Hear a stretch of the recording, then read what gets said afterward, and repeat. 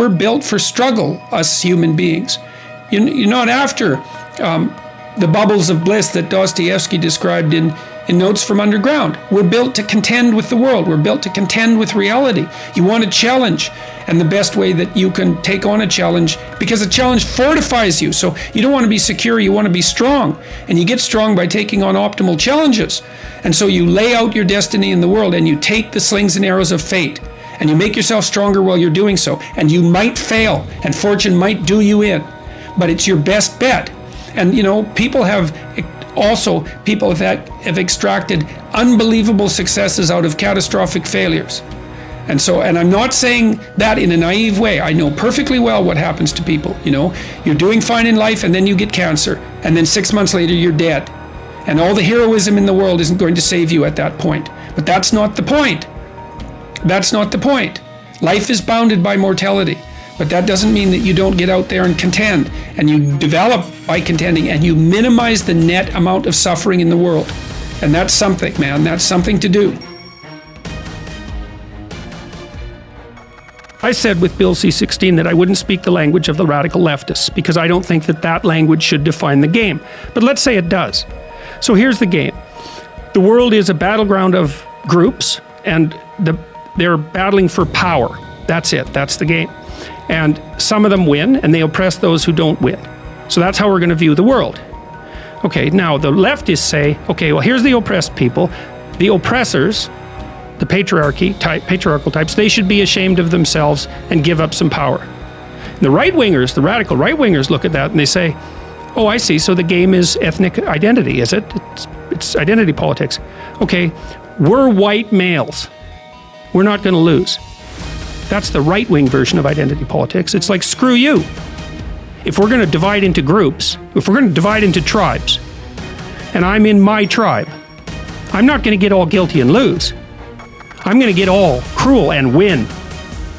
And that's like, then you think, well, there's people in the middle. They're kind of looking back and forth. Which side of the identity politics spectrum am I going to fall in? Do I want to go with, do I want to be driven primarily by compassion, and am I going to accept guilt for my historical privilege? So that's one possibility. And then I'm the oppressor. I'm the member of the oppressor group. Or am I going to say, oh, no, to hell with that. I'm just going to play to win. Well, then I'm going to go to the right. It's like, well, my sense is, how about we don't play either of those games?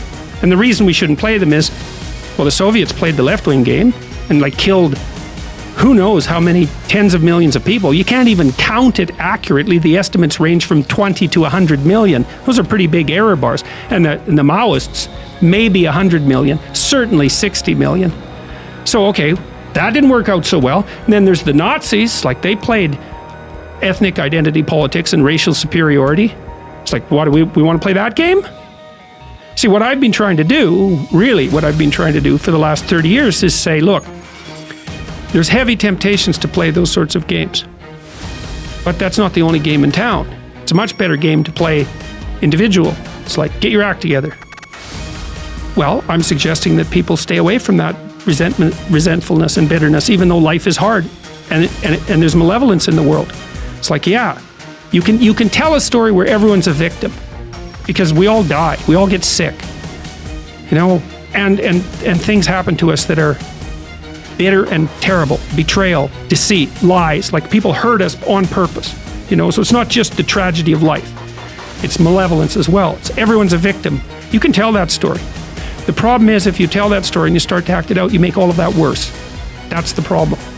And this is why partly I got attracted to Christian imagery, at least in part, because there's an idea in Christianity that you should pick up your goddamn cross and walk up the hill. And that's dramatically, that's correct.